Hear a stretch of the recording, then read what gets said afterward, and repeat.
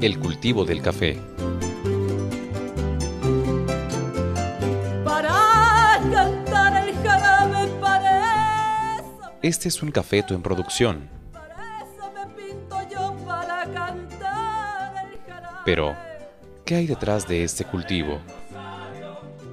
¿Cómo llega el café a nuestra taza? ¿Cómo se produce el café en México?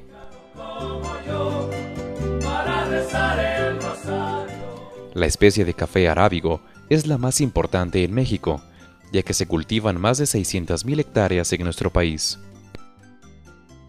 Es un arbusto de entre 1.5 y 4 metros de altura, que por cosecha y dependiendo la variedad, puede dar entre 1.5 y 3 kilogramos de fruto al año. El fruto contiene 2 semillas recubiertas por una capa llamada pergamino. Voy para el cuartel, mis calzones blancos los voy a... Semilleros. Porque ya no tengo ni para comer si son los de encima. Los cafetales pueden renovarse mediante poda, que es la renovación del tejido vegetativo, o mediante la reposición de las plantas viejas o enfermas.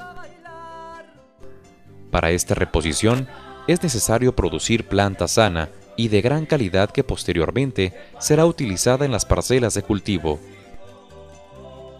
Todo esto comienza cuando seleccionamos nuestra semilla tomándola de plantas vigorosas y abundantes en ramas nuevas y frutos.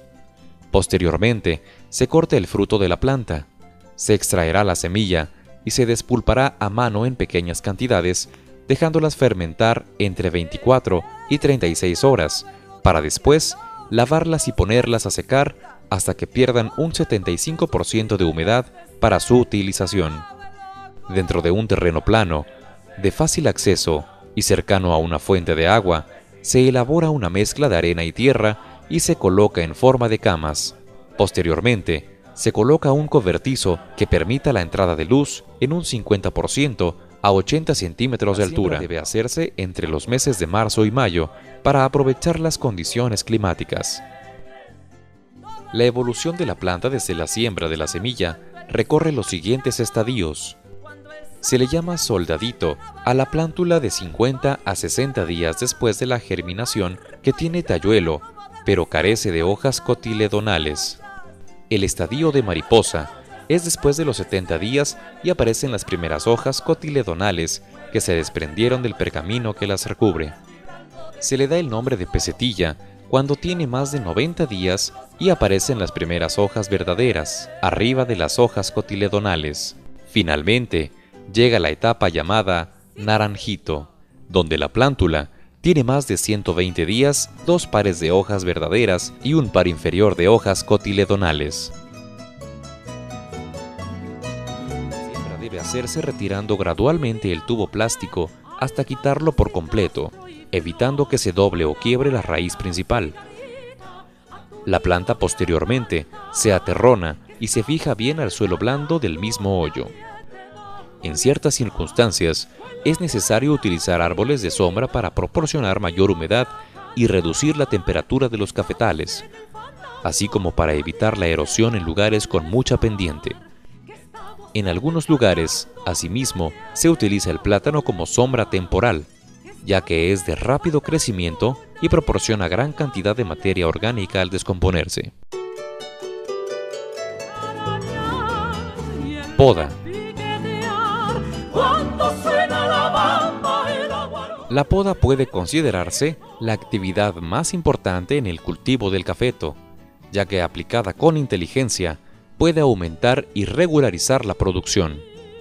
Los cafetos que no se podan dan productos muy abundantes un año y escasos al siguiente. Esto se evita con las operaciones de poda, ya que eliminando las puntas o yemas nuevas, el flujo de savia que está dirigido hacia esos puntos se emplea en la formación de frutos y ramas para la producción subsiguiente. Una buena poda tiene 3 puntos clave.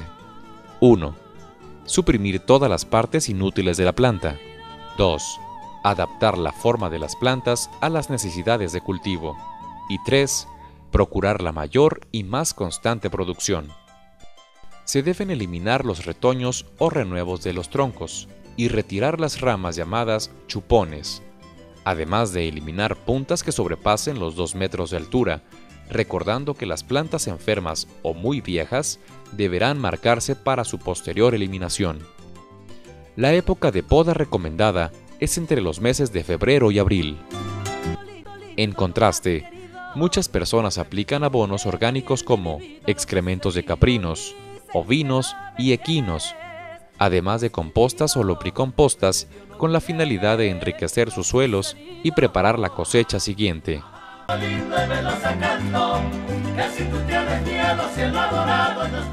Las fechas recomendadas para fertilizar son febrero y marzo en una primera etapa, junio y julio para la segunda, y si se desea, 1 o 2 meses previo a la cosecha, se puede aplicar una fertilización con potasio para incrementar la producción.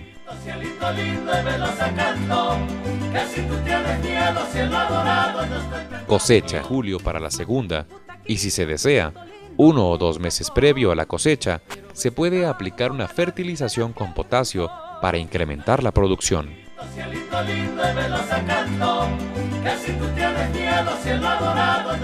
Cosecha.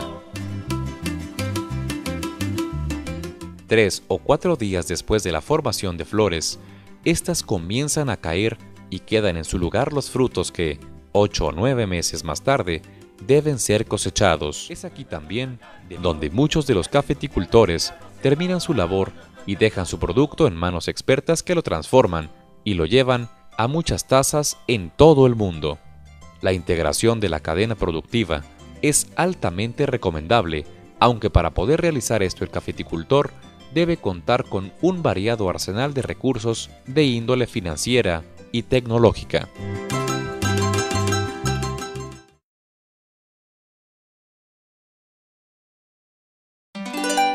Beneficiado del café.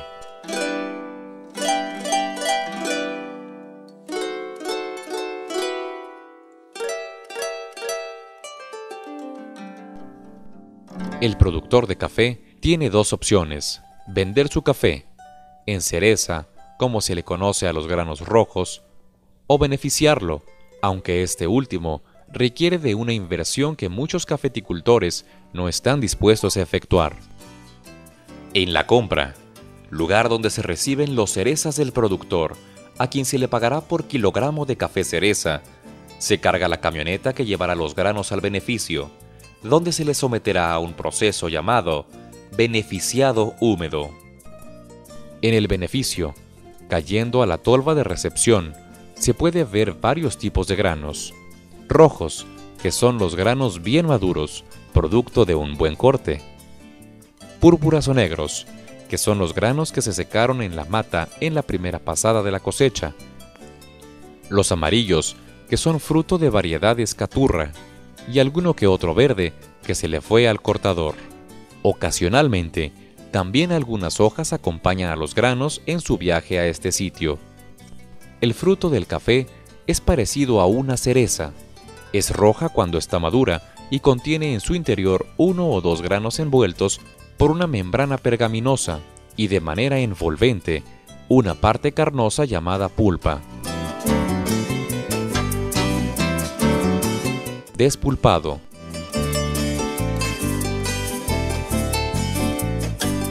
El primer paso del beneficiado es el despulpe, que consiste en retirar la cubierta roja carnosa y separarla de los granos que son de nuestro interés. Esta operación es sencilla y se ejecuta por medio de máquinas denominadas despulpadoras, de las cuales hay muchos modelos, aunque el objetivo principal es el mismo: frotar el fruto con discos de superficies rugosas que desgarran la pulpa del café.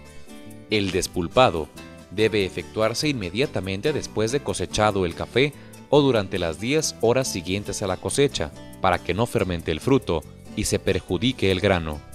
Algunos beneficiadores acostumbran colocar las cerezas en estanques de agua, de las cuales pasan a las máquinas arrastradas por la misma corriente. Esta práctica es buena, pero el gasto de agua es considerable.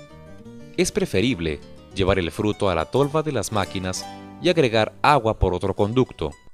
Al final del proceso, los granos de café salen por un lado, y la pulpa, las cerezas no despulpadas y el residuo mucilaginoso por otro. Debido a la creciente preocupación ecológica que existe, los beneficiadores se han dado a la tarea de buscar nuevas opciones de reducción de agua en el proceso, además de evitar contaminar el suelo y el agua con los desechos de los beneficios. En la actualidad, existen máquinas despulpadoras que consumen una mínima cantidad de agua. Pueden ser manipuladas por una sola persona y de un tamaño más pequeño que las tradicionales. Muchos beneficiadores han encontrado la manera de tratar el agua que utilizan para este proceso, con plantas de tratamiento y reutilización del agua en el mismo. La pulpa que se convierte en desecho se aplica en los cafetales como abono o se utiliza en la alimentación de lombriz roja, en el nuevo negocio de la lombricultura.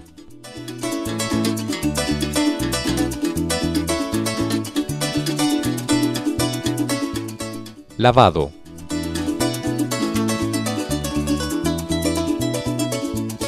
El café salido de despulpar es vaciado en tanques de concreto y se le aplican uno o varios lavados que tienen por objeto desprender la sustancia mucilaginosa que impregna a la película del grano. Es necesario construir 3 tanques escalonados con compuertas individuales para el mejor lavado del grano. El lavado se efectúa de la siguiente manera. Una vez acabado el despulpado, se deja el grano amontonado y ligeramente húmedo durante unas 4, 5 o 6 horas con el objeto de provocar una ligera fermentación que facilite el desprendimiento de la sustancia glutinosa. Secado.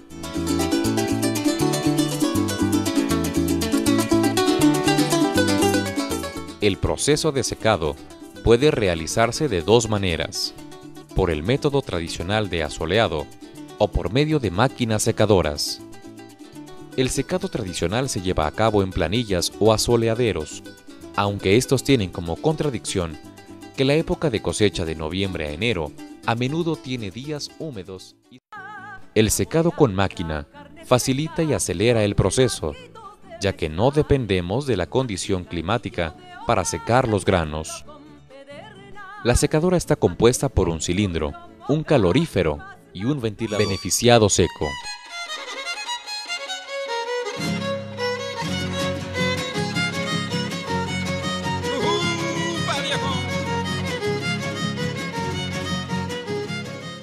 Conocemos con el nombre de beneficiado seco al proceso consistente en retirar la cubierta o cascarilla del café pergamino a fin de prepararlo para dejarlo en condiciones de comercialización previas al tostado. En esta fase, asimismo, el café se selecciona, se clasifica y se prepara según las mezclas que el mercado requiera. Al producto de este proceso se le conoce como café verde o café oro. Es en estas condiciones como se comercia preferentemente en los mercados internacionales. Se utilizaban morteros manuales. Estos eran recipientes de madera, donde se golpeaban los granos con una especie de mazo de madera, friccionando el grano separándolo del pergamino, para posteriormente soplarlo y limpiarlo por completo. Las máquinas de descascarar actuales, o morteadoras, se componen de un cilindro descascarador, que es el órgano principal, de una tolva de carga, de un conducto para la salida del grano y de los accesorios de ajuste y movimiento. El cilindro descascarador es metálico, de superficie estriada, y gira en el interior de una envoltura cilíndrica ajustable, igualmente metálica y estriada por dentro. El grano de café, al pasar con fuerte rozamiento entre la pared de la envoltura y la superficie del cilindro, se desprende poco a poco de sus tegumentos. La entrada del grano está colocada a un lado del cilindro y la salida generalmente al lado opuesto, de manera que el café recorre toda la longitud del cilindro descascarador. Clasificadoras. El café se clasifica por tamaño en máquina separadora o clasificadoras. Las hay en una gran diversidad, aunque estas varían en la clasificación. Las más recomendadas son las que clasifican hasta en 7 tamaños diferentes. Esta clasificación es granos pequeños y rotos, planchuela, caracolillo chico, planchuela grande, caracolillo mediano, caracolillo grande, granos imperfectos y polvo. El caracolillo es el grano donde se desarrolla solo un óvulo, y entonces el grano único es convexo por toda la periferia, ocupando el centro del fruto, además de asemejar la forma de la concha de algunos moluscos. La planchuela es el nombre que se le da a un grano perfecto, con completo desarrollo de ambos lados dentro del fruto, aunque puede variar su tamaño. La clasificación de las planchuelas se efectúa mediante una medida estandarizada llamada zaranda, que consiste en una malla metálica con orificios que varía en medidas de 14 a 18 milímetros por lado. Asimismo, la planchuela se clasifica atendiendo a su coloración. Esto se lleva a cabo en máquinas clasificadoras ópticas capaces de detectar diversas tonalidades de verde. Existe una gran ventaja al hacerse una perfecta clasificación del grano, sobre todo cuando es consumido en los mercados extranjeros exigentes respecto a este punto, ya que el café exportado alcanza precios muy elevados cuando tiene buena apariencia y, más que todo, uniformidad. Ya separado el grano en clases, se envasa en sacos de 100 libras, 46 kilogramos, etiquetándolo según clase para ponerlo en el mercado. Como los pedidos se hacen en cantidades considerables, se le guarda en bodegas o almacenes bien ventilados y pavimentados, fuera del alcance de la humedad y de otras sustancias olorosas. Rendimiento. Hay mucha discrepancia en los datos que se refieren al rendimiento en café verde de una mata de café en su mejor estado de desarrollo. La media general fluctúa entre 4 onzas y 1 libra, considerando excepcional un rendimiento superior. Este dato sería válido para promedios de 2.000 matas por hectárea. El producto de cada planta de café varía mucho.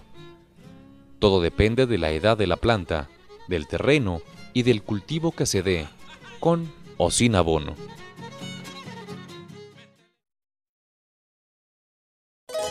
Tostado.